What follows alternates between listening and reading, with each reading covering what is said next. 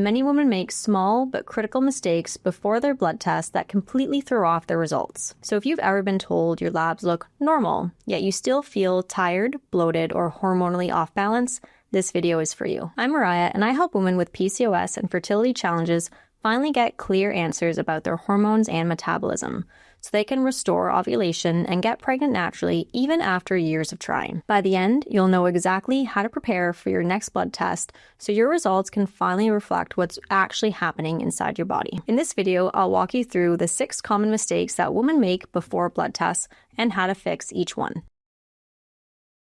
So let's dive into mistake number 1.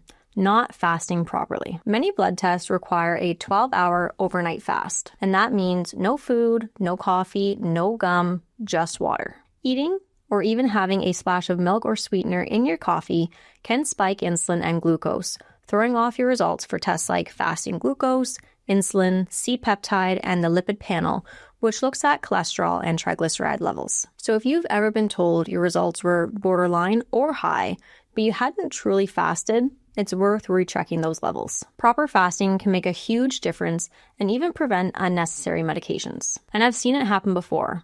One of my clients was almost put on a statin for high cholesterol, but when she retested after properly fasting, her numbers were completely normal. It wasn't her cholesterol at all. It was the breakfast wrap and coffee she had before the blood work that threw everything off. And mistake number 2 involves testing at the wrong times of day. Hormones follow circadian rhythms. Cortisol, thyroid hormones, and testosterone all peak in the morning and decline throughout the day. So if you test after 10 a.m., you're likely to see lower levels, and that can lead to false reassurance or a misdiagnosis. For thyroid panels, cortisol or testosterone, aim for before 10 a.m. and keep conditions as consistent as you can. So no working out before, no caffeine, and avoid stressful mornings if possible. Testing your hormones after rushing to your appointment with coffee in hand is like trying to measure your resting heart rate after a sprint. It just doesn't work. Mistake number 3 is taking your supplements too close to testing. And this one often surprises people. Multivitamins, B complexes, iron, and even fish oil can alter blood levels. And if you're testing iron or ferritin, avoid taking that iron supplement at least 24 hours before the test. And then vitamin D is a bit different. Timing usually doesn't matter, but consistency does. Testing vitamin D every 6 months gives a more accurate baseline. In North America, I usually recommend testing twice a year.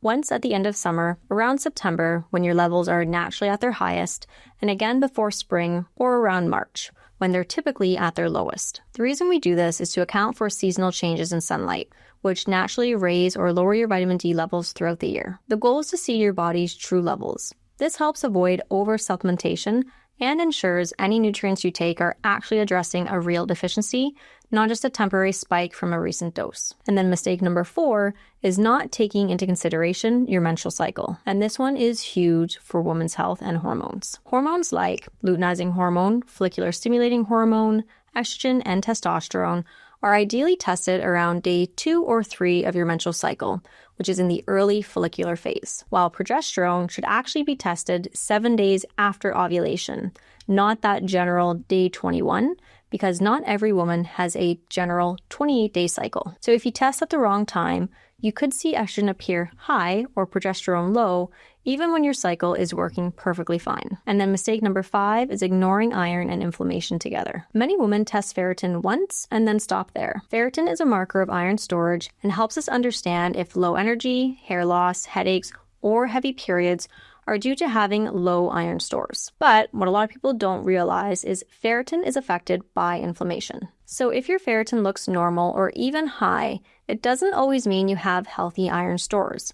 It could actually mean your body is inflamed. That's why I always recommend comparing ferritin alongside the CBC, iron studies, and CRP, also known as C-reactive protein. When we run a CBC, or a complete blood count, we're looking at the overall picture of your blood health. One key reason is to look for anemia happens when your body doesn't have enough healthy red blood cells to carry oxygen efficiently. This is often due to not having enough iron in your body, which can leave you feeling tired, weak, or short of breath. So by looking at the CBC, ferritin, and CRP together, we get a more accurate picture of your blood and iron status.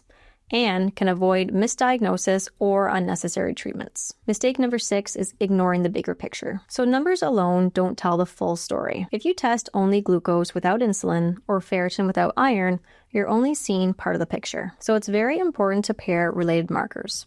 For blood sugar, I almost always recommend to look at fasting glucose, hemoglobin A1C, fasting insulin, and C-peptide together. This gives us a better understanding of blood sugar regulation and how the pancreas is functioning. And then for reproductive hormones, tests like luteinizing hormone, follicular stimulating hormone, estrogen, DHEAS, and total testosterone are often paired together on days 2 to 3 of your period, while progesterone should always be measured about 7 days after ovulation. And this is how we connect symptoms with data and really uncover what's going on inside your body. Most women are told to just get your blood work done, but no one teaches them how to do it properly. And this is why results often look normal while you still feel anything but normal. And when you start to understand timing, fasting, and cycle phases, your blood work becomes one of your most powerful tools for your health journey. So if you're planning to get your hormones or fertility markers tested soon, don't go in blind. I've also put together a free PCOS pregnancy prep guide